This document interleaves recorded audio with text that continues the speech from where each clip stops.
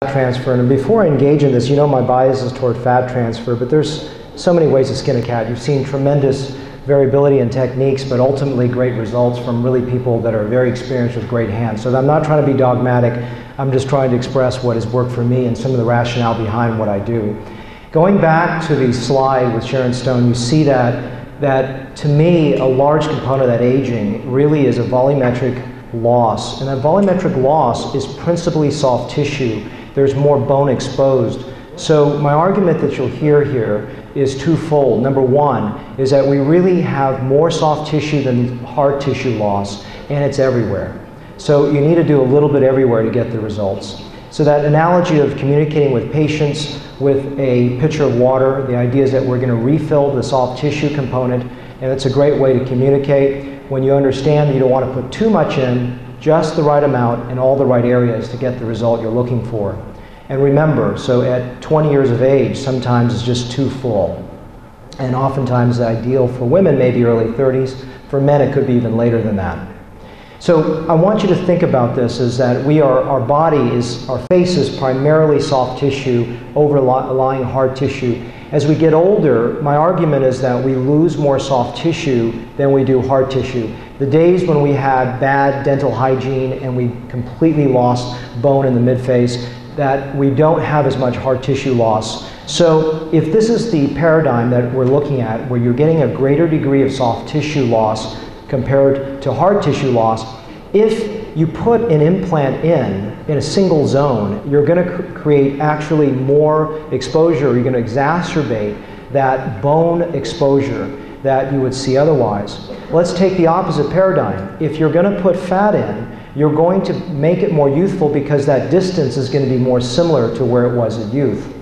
And if you look at this, it's bone not just in the cheek, it's not just in the brow, it's not just in the temples, not just in the chin, it's not just in the buccal area, it's everywhere. And that's really where I want you to remember that talk I gave a couple days ago about understanding the face and all its minute subcomponents. So we're not just putting fat in one area, we're really distributing it in a beautiful way. And if we do that, and we don't just stick it in one area, but we really artistically shape a face, then what we're doing is taking those transition points and minimizing it with fat grafting, and you're going to exacerbate it potentially with an implant, unless you're doing multiple implants all over the face. A nasolaryngral groove implant, a brow implant, a temple implant, a mid-cheek implant, an outer cheek implant, a central buccal cheek implant, and you can't put an anterior chin implant because there's a nerve there. But these are the things that I want to articulate, that if you really start to finesse the face using implants in a subtle way, with fat grafting in a subtle way, or fillers in a subtle way, you're going to create fewer transition zones and create better highlight reflexes. So going back there, if you just put a chin implant and a cheek implant, which are sort of has been the standard of volumization in the past, and it's just a bony implant, and you're putting it in isolated zones, you potentially can exacerbate the transitions, potentially exacerbate the bony exposure, rather than softening and mitigating those transition zones. So if you look at this lady here, I think it's going to be hard pressed for anyone to try to create the same or similar results with a single implant, unless you're putting in 5 to 6 implants to try to recreate this. At least that's my argument, and you can't have the finesse work with this. Same thing here. I think it's harder to achieve that coverage when you're just using 1 or 2 implants. Same thing here. This obviously with botulinum toxin as well.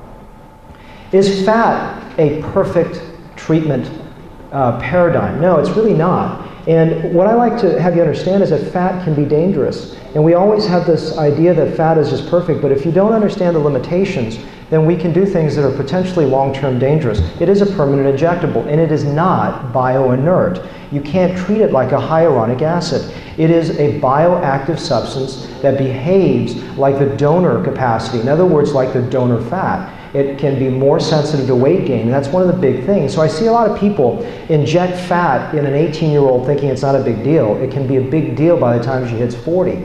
And I was remember lecturing in Columbia, the country, back in 2007, and the gentleman that was right after me said, "Sam, I wish I had heard this talk, because I filled a whole mandible with like 20 cc's of fat in a 17-year-old to try to recreate it. and 3 years later, it started to bulge with some weight changes. So you got to be highly, highly careful. So younger you are, the more weight fluctuations, the more risk you have with fat. So this is not a glorified lecture saying fat graft the world. It's about understanding discretion, it's understanding restraint, it's understanding artistry to get those results. But I like this sort of paradigm of like replaces like. If someone's got a weak chin, don't stick it with fat. Put a chin implant in. Although I would say that one of our colleagues in the facial plastic surgery world said that the cheek implant is a flawed procedure. I sort of like that because there's a good percentage of infections in that when you put that into that mid-zone, and I think you can't truly capture the beauty when you start to subdivide the cheek into literally about 5 to 6 regions, which I do when I conceptualize it, as you heard yesterday morning. This gentleman had a chin implant, and he had some lipocontouring of the chin. I don't think I can get this result by sticking fat in there. You're not going to get the bony augmentation that he needs.